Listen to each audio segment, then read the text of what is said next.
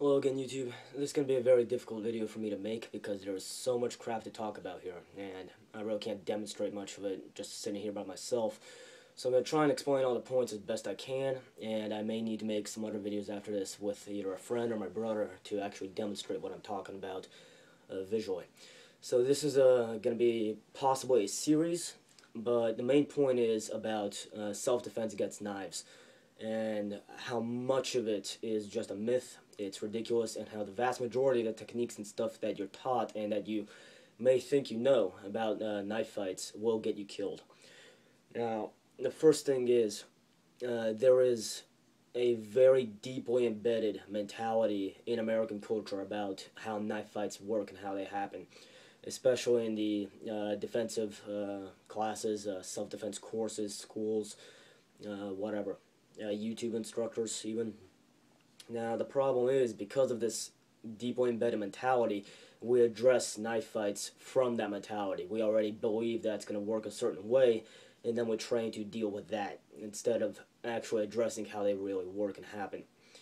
And the problem is that this mentality is based on myths. It's extremely prevalent in every movie you see about a guy fighting with knives. It's visible in books, in manuals, in military manuals. And every video that, well, not every, there are guys who do know their shit, but the vast majority of videos I've seen on YouTube that I was taught myself in the martial arts I took, which sucked, by the way, karate. Cheap shit, not a real school.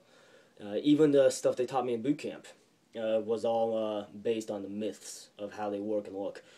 So I'm going to briefly explain what we generally believe knife fights work like, and then why that's not actually true. And there's four general ideas that are complete nonsense that has become so deeply embedded in our perception of knife fights that we actually think it's true. The first thing is, how does the guy attack you with a knife?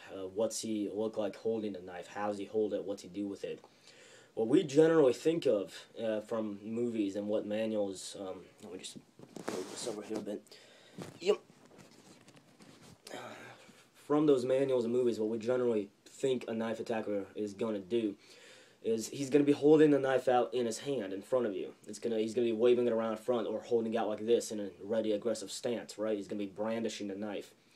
Then he's going to attack you with a knife. He's either going to swing it or charge you and stab it. And then he's not going to use this hand. He never attacks you with his support hand, his empty hand.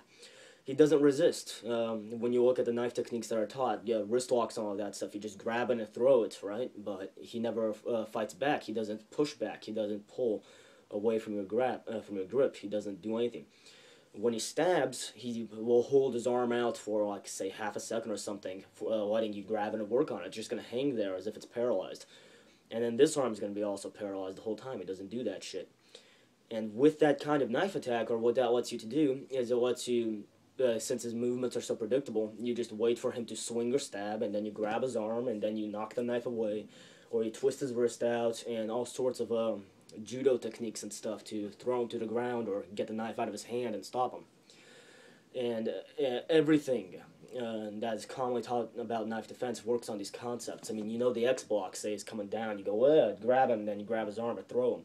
Or underneath, all sorts of things.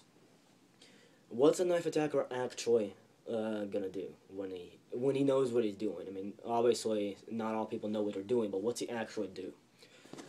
This knife hand, if I'm trying to kill you with this knife, well, first things first, and I'll talk about that later. There's different types of knife attack, but if he's shown the knife and he's about to attack you, what he's actually going to do, this knife is going to be held down by my ribs, back here, where you can't get at it.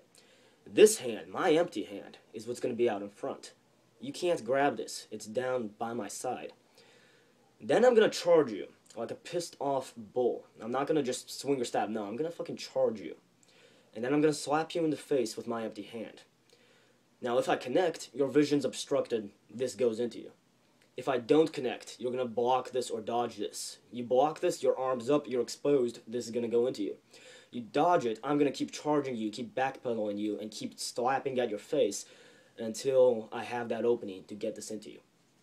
Now, I'm going to try and show this in another video, but when that happens, that mad prison yard style rush, it is virtually impossible to defend against. It's It's insanely difficult. You're trying to stop him from hitting your face with this. You're trying to get at him while this is way back, just ready to go into you. And you're busy with one hand. You can't stop both of these.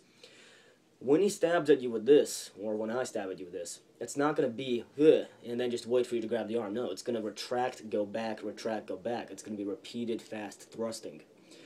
And that is also extremely difficult to stop. I mean, you slap the arm away, it just comes right back. You try and grab at the arm, it just pulls back. You can't grab the wrist and hold on to it. Now, I'm going to demonstrate this in a video, but try this with your buddies. Grab a guy's wrist on the outside. Watch this. Wrenches it out. On the inside. Wrenches it out. It's impossible to hold on to a wrist with one arm. That leverage that he can just wrench with will get that knife out every single time. And what's even more dangerous is if you've gotten him on the arm. And remember, when you grab the arm, he's still fighting with his hand. This hand's going to go to your throat. It's going to go to your face. So if you grab with both hands, this is just going to get right on you and you're fucked. If you grab with one hand, then this is going to start fighting and he's still going on with this hand. Now, if you're holding on to this, what you've done is you have locked yourself into him, and you've actually given him the advantage. Because while you're holding him, it's the same principle as if he was holding you. You're now close together, you can't back off, because if you let go of this hand, I'm going to stab you. And if you don't let go of this hand, I'm going to do one of two things. My empty hand is either going to be going for your face, or my empty hand will grab your hand, the hand that's holding my wrist, and then twist it, and use that leverage to get this into you. Or otherwise, slap it away and get it into you. I mean, hold a guy's hand and let him slap that hand down. This is going to get torn off. Grab it, twist it, whatever. It is impossible to defend yourself hand to hand against a knife attacker who knows what he's doing because of those reasons. What I highly recommend that you do is, listening to these principles, you give a Sharpie to your friend and have him actually try and kill you with a Sharpie. None of the silly stuff that you see on YouTube videos where the guy just stands there and lets you take the knife away from him. Have him freaking charge you. Have him do everything he can. Have him hit you, and then see how different that is from actual